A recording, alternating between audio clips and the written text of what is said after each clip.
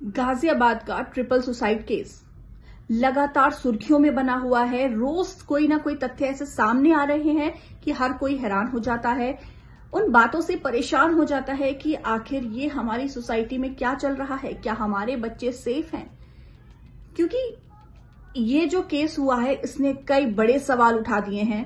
सवाल उठाए हैं बच्चे जो मोबाइल यूज करते हैं पूरे दिन। आजकल किसी भी आप बच्चे को देखें वो हाथ में मोबाइल लेकर बैठा रहता है। शुरुआत से कहा यह गया कि जो तीनों बच्चियां थीं वो तीनों ही कोरियन ड्रामास के, कोरियन गेम्स के, कोरियन सॉन्ग्स के फैन थी। मतलब वो पूरी तरह से कोरियन बनना चाहती थी। यहां तक कि उन तीनों ने अपने नाम बदलकर, इंडियन नाम बदलकर आपस में कोरियन नाम से एक दूसरे को बुलाती थी।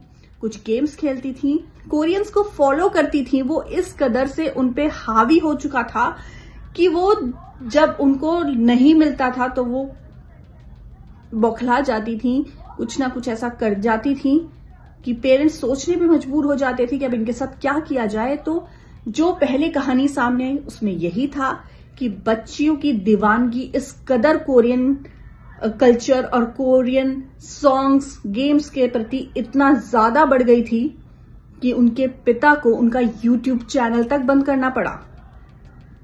हालांकि सवाल पिता पर भी उठ रहे हैं। कहा यह भी जा रहा है कि उन तीनों बच्चियों के जो पिता हैं उन्होंने 3 शादियां की थी। 3 शादियां, वो भी सगी बहनों के साथ। और इसमें एक और बड़ा खुलासा हुआ है। एक बड़ी न्यूज एजेंसी को इन तीनों बच्चियों के नाना ने इंटरव्यू दिया है। उन्होंने बताया कि ये जो तीनों बच्चियां हैं उनसे वो काफी टाइम से नहीं मिले थे। बच्चियों के नाना के मुताबिक उनकी टोटल 9 बेटियां थीं। 9 में से 3 की शादियां चेतन के साथ हुई थी। सबसे पहले चेतन की शादी हुई उनकी बड़ी बेटी सुजाता के साथ। सुजाता के कोई औलाद नहीं हुई तो चेतन ने उनकी छोटी बेटी हिना से शादी कर ली। और उसके बाद तीसरी बेटी टीना के साथ भी उन्होंने शादी कर ली और वो अभी भी उसी घर में तीनों एक साथ रह रहे थे। 3 बीवियों से उनके 5 बच्चे थे और 5 बच्चों में से 3 बेटियों ने सुसाइड कर लिया। एक 16 साल की, 14 साल की, 12 साल की नाबालिग थी। चेतन का एक बेटा और एक बेटी भी है। बेटे को ऑटिज्म है और बेटी भी छोटी है। तो चेतन तीनों बीवियों और उन 2 बच्चों के साथ एक ही रूम में सो रहे थे। घर में 3 रूम थे। एक रूम में तीनों बच्चियां रहती थीं, दूसरे रूम में तीनों बीवियां, चेतन और वो 2 बच्चे रहते थे, एक बेटा और एक बेटी। और तीसरा रूम खाली रहता था जिस रूम की बालकनी से तीनों बच्चियों ने सुसाइड किया। सवाल बच्चियों के पिता पे इसलिए भी खड़े हो रहे हैं क्योंकि ये पहली बार उनके घर में ऐसा हादसा नहीं हुआ है। इससे पहले वो गाजियाबाद के किसी और इलाके में रहते थे, किसी और फ्लैट में रहते थे। वहां पर 2015 में उनकी एक साली की बालकनी से इसी तरह गिरने से मौत हो गई थी। बच्चियों के नाना के मुताबिक उस वक्त उनको लगा कि उनकी बेटी की एक्सीडेंटल डेथ हो गई है, गलती से वो बालकनी से गिर गई, उसकी मौत हो गई, तो उन्होंने मामले को वहीं बंद कर दिया, उन्होंने ध्यान नहीं दिया। लेकिन अब इन 3 बच्चियों के सुसाइड 2015 के बाद अब 2026 यानी कि 11 साल बाद फिर से वही हादसा होता है। अब उनकी 3 बेटियां जाती हैं तो सवाल कहीं ना कहीं तो जरूर खड़े होते हैं। कहा तो ये भी जा रहा है कि वो जो चौथी साली थी जो 2015 में फ्लैट से, बालकनी से गिरी थी, उसके साथ भी चेतन के रिश्ते थे। सवाल बहुत सारे हैं, जवाब अभी किसी का भी क्लियर नहीं है। आपको बता दें जो बच्चियां थी ये लगभग 2 साल से स्कूल भी नहीं जा रही थी। अब सामने कुछ चीजें आई, पता चला कि फादर के ऊपर कोरोना टाइम में 2 करोड़ के आसपास का लोन हो गया था, उधारी हो गई थी, जिसके बाद से वो बच्चियों को स्कूल नहीं भेज पाए। बच्चियों को स्कूल नहीं भेज पाए तो ये बात नहीं समझ आई मोबाइल रिचार्ज के पैसे कहां से आ रहे हैं। आप एक बड़े घर में रह रहे हैं, आप उसका रेंट पे कर रहे हैं, आपकी बच्चियों के पास महंगे मोबाइल हैं, घर में सबके पास स्मार्टफोन है, सबके पास इंटरनेट का एक्सेस है, खाने के लिए अच्छा खाना है, रहने के लिए बड़ा घर है, तो स्कूल भेजने के लिए पैसे क्यों नहीं? ये तो बेसिक नीड है। हर माता पिता यही चाहता है कि अपने बच्चे को पढ़ाए लिखाए।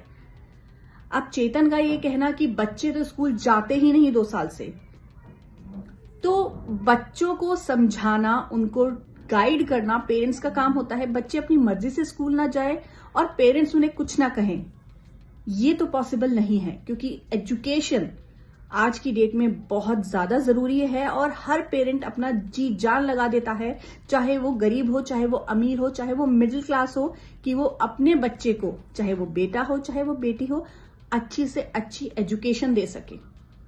तो भला जब वो एक अच्छी सोसाइटी में रह रहे थे, अच्छे घर में रह रहे थे, अच्छा खा पी रहे थे, अच्छा पहन रहे थे और मोबाइल्स थे सबके पास, तो पढ़ाने के लिए पैसे क्यों नहीं थे?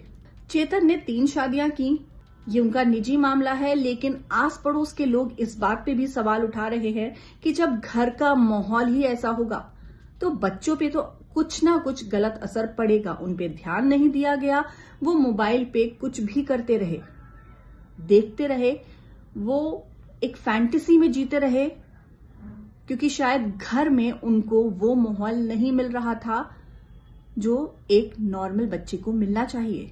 पूरे इस हादसे के बाद से चेतन, यानी कि उन बच्चियों के पिता, पूरी तरह से मीडिया से, किसी से भी बात करने से बचते रहे।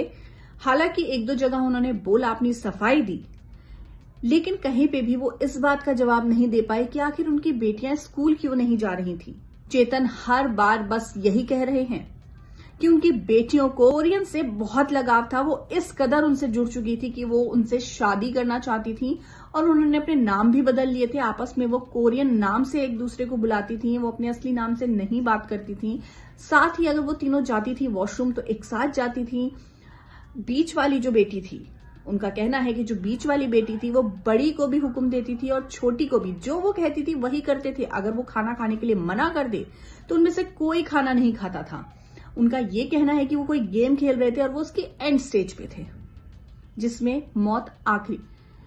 तो एज अ पेरेंट क्या हमारी जिम्मेदारी नहीं है कि हम उनके एक्टिविटीज पे वॉच रखें कि आखिर वो कर क्या रहे हैं? हादसे के बाद से ही चेतन का चेहरा अभी तक किसी ने नहीं देखा है, क्योंकि वो हर वक्त फेस पे मास्क लगा के घूमते हैं। पत्नियां सामने नहीं आई।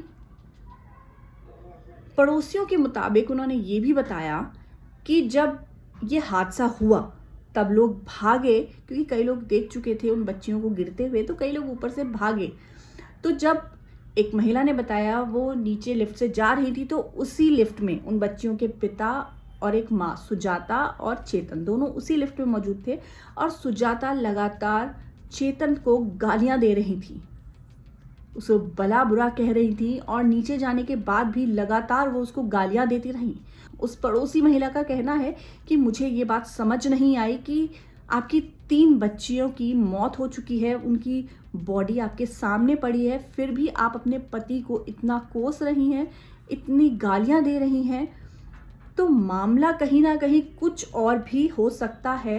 तो आखिर ये माजरा क्या है समझ नहीं आया। हालांकि मदर ज्यादा कंसर्न नजर आ रही थी, जैसा कि पड़ोसियों ने बताया, लेकिन अभी तक जो भी सबूत या जो भी चीजें सामने आई हैं, सुसाइड नोट हो या घर की फर्श पर चिपकी तस्वीरें, वो सिर्फ ये इशारा कर रही हैं कि बेटियों का लगाव फादर से ज्यादा था। जो सुसाइड लेटर है उसमें भी बाहर का जो कवर पेज सामने आया है उसमें साफ लिखा हुआ है, सॉरी पापा। मदर का कहीं कोई जिक्र नहीं है। आखिर 3 बच्चियां थी, 2 माओं की बेटियां थी, क्या किसी से भी लगाव नहीं था? और जो बच्चियों के रूम के फर्श से कुछ तस्वीरें मिली जो जमीन पर चिपकी हुई थी, वो भी सिर्फ फादर की थी, किसी भी मदर की कोई फोटो नहीं थी। तो ये मामला ना बहुत ही उलझता जा रहा है, बहुत ही अजीब सा होता जा रहा है, ये समझ नहीं आ रही है चीजें। तो फिलहाल तो इस मामले की जांच चल रही है, सभी कॉल डिटेल्स निकाले जा रहे हैं। एक मोबाइल फोन उसी रात बेचा गया था जिस रात ये हादसा हुआ, वो भी तलाशा जा रहा है। कॉल रिकॉर्ड्स निकाले जा रहे हैं, मैसेजेस निकाले जा रहे हैं, सीसीटीवी देखे जा रहे हैं और बाकी तफ्तीश तो चल ही रही है, पूछताछ चल रही है। तो अब इंतजार करेंगे पुलिस के इस पूरे मामले पर खुलासे का कि आखिरकार ये महज सुसाइड था या इसके पीछे है कोई बहुत बड़ी साजिश। रही बात अगर सुसाइड है और बच्चों ने गेम के चलते, फोन के चलते किया है, तो ये बहुत बड़ा सवाल है। हमारी सोसाइटी पर, हम पेरेंट्स पर, कि बच्चों को हम कैसे इन चीज़ों से दूर रखें। आपको क्या लगता है, क्या बच्चियों ने सुसाइड सिर्फ फ़ोन, मोबाइल और कोरियन प्लेस देखने, गेम्स खेलने के लिए किया, या फिर इसके पीछे मामला कुछ और ही है? हमें कमेंट करके ज़रूर बताएं। ऐसी ही खबरों के लिए हमें फॉलो ज़रूर करें।